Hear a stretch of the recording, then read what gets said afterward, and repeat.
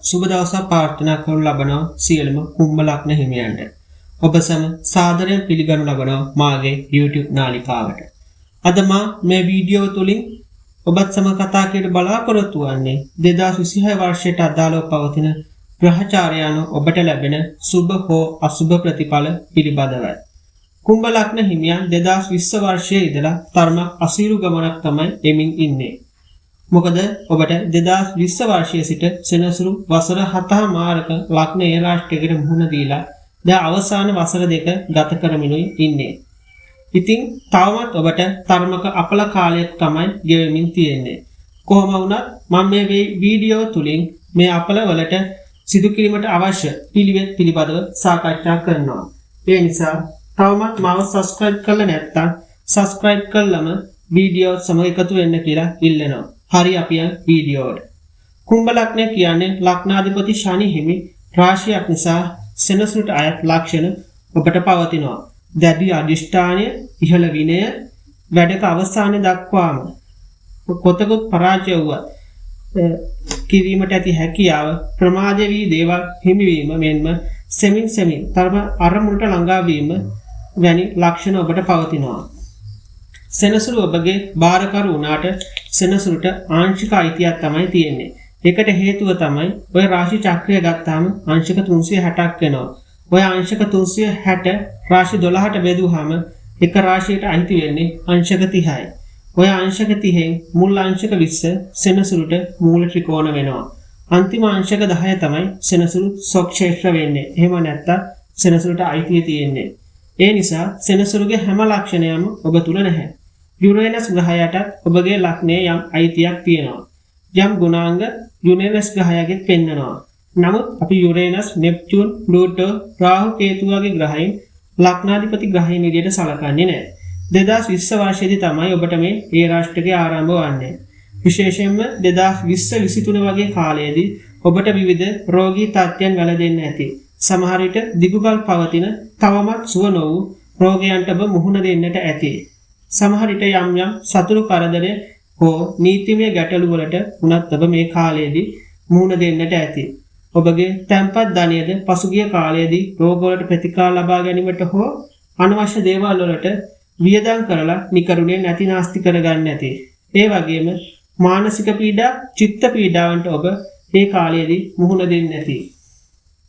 2023-25 වගේ කාලයේදී ඔබගේ විවාහ ජීවිතයේ ගැටලු ප්‍රශ්න කරදර කොතෙකුත් ඇතිවන්නට ඇති. පවුලේ සමගිය නැති වෙලා යන්න ඇති. සමහර විට විවාහයද අතර දමන්නට ඇති. ඒ වගේම ඔබගේ සහෝදර සහෝදරියන් අතරද ඔබට ප්‍රශ්න ගැටලු ඇති වෙන්න ඇති. ඔවුන්ගෙන් ඔබ උදව් උපකාරද ඔබට නොලැබෙන්න ඇති. විශේෂයෙන්ම ඔබගේ රැකියා ව්‍යාපාර කටයුතු වලටද පසුගිය වසර කිහිපේ දැඩි ලෙස බාධාම් පැමිණෙන්නට ඇති. ඇතැම් විට රැකියා අහිමිවීමකට හෝ ස්ථාන මාරු වීමකට ඔබ ලක් වෙන්නට ඇති.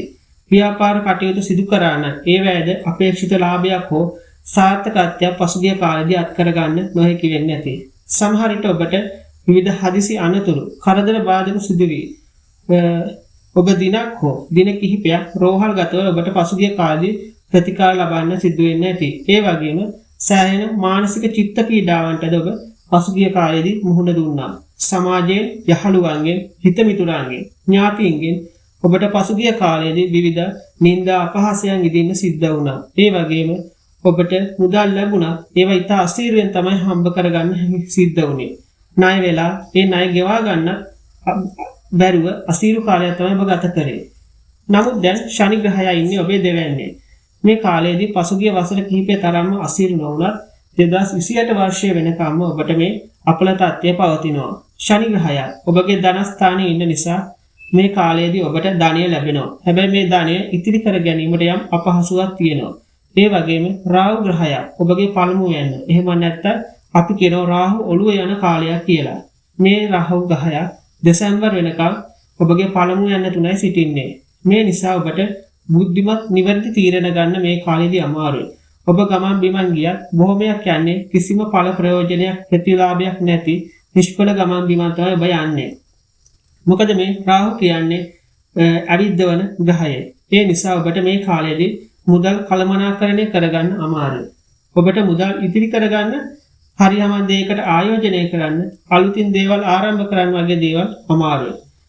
අතට එන මුදල් ටික කිසිම ඉවක් බවක් නැතුව වියදම් කරලා දාන ස්වභාවයක් තමයි තියෙන්නේ. මේ කාලයේදී ඔබගේ විවාහයට සෙනසුරුගෙන් තියෙන බාධාව ගොඩක්ම අඩුයි.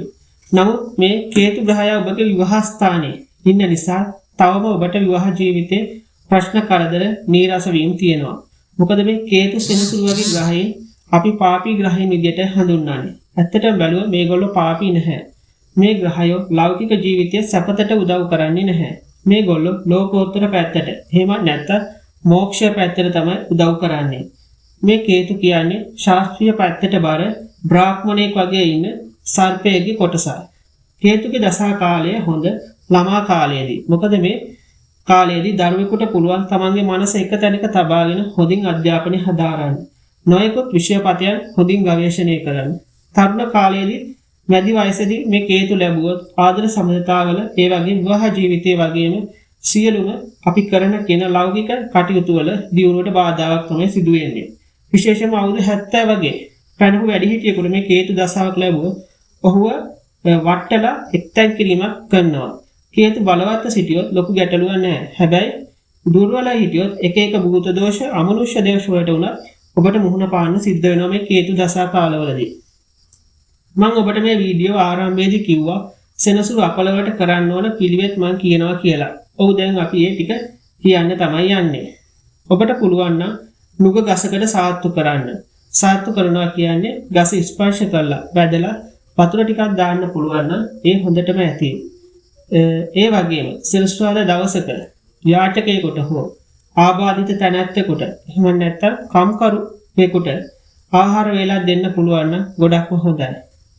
ඒ වගේම විෂ්ණු දෙවියන්ට බාරයක් වෙන්න පුළුවන් නම් තවත් ගොඩක් හොඳයි. ඒ වගේම බලු කපුටු දානයක් සෙනසුරාදා දවසක උදේ වරුවක ගිතෙල් මිශ්‍ර කිරිබතක් වගේ හදලා දෙන්න පුළුවන් නම් ගොඩාක්ම හොඳයි. මේ දානේ දෙන්න ඕනේ gedara සුරතලාට නෙමෙයි පාරේ ඉන්න අහිංසක බල්ලන්ට සහ කපුටන්ට. ඉතින් ඔය විදිහට තමයි කුම්භ ලග්න හිමියන්ට 2026 වර්ෂය සහ ඉන් ඉදිරියට පවතින මේ ඒ රාष्ट्रीय කාලය පවතින්නේ. එහෙනම් මාව subscribe කරලා දිගට මගෙත් එක්ක රැඳෙන්න කියලා මම ඔබගෙන් ඉල්ලනවා. ස්තුතියි.